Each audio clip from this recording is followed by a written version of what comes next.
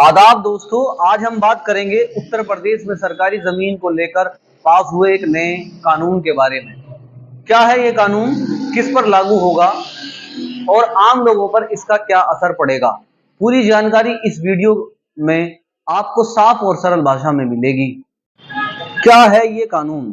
2024 में उत्तर प्रदेश नुजूल प्रॉपर्टी यानी management and use for public purpose bill 2024 विधानसभा में पेश किया गया।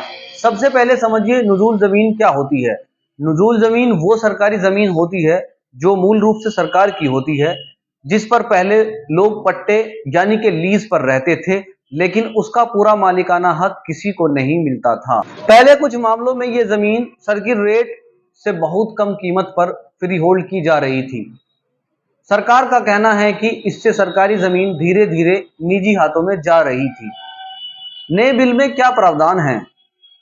इस कानून के अनुसार नुजूल जमीन को अब सीधे निजी मालिकाना हक में बदलना मुश्किल होगा।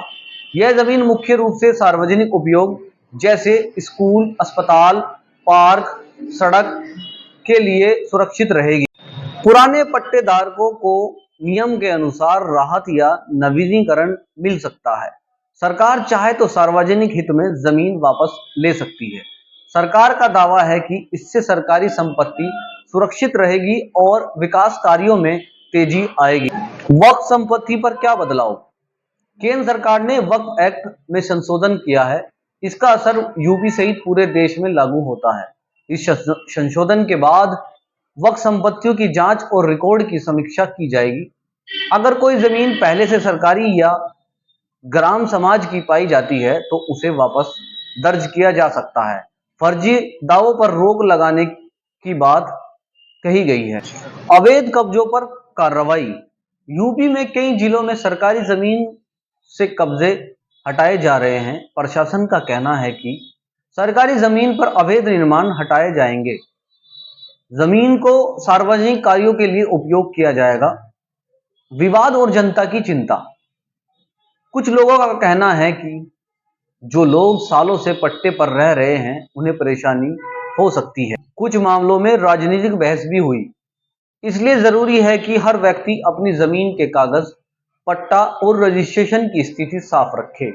आम लोगों के लिए जरूरी सलाह। अगर आप नुजूल जमीन पर रह रहे हैं, पट्टाधारी हैं या सरकारी जमीन के पास निर्माण कर रहे हैं तो अपनी जमीन के दस्तावेज चेक कराएं, तहसील से रिकॉर्ड सत्यापित करें, बिना अनुमति निर्माण न करें।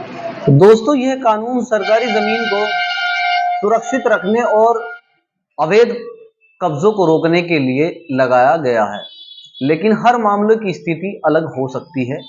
इसलिए घबराने की बजाय सही जानकारी लें और अपने दस्तावेज मजबूत रखें। धन्यवाद।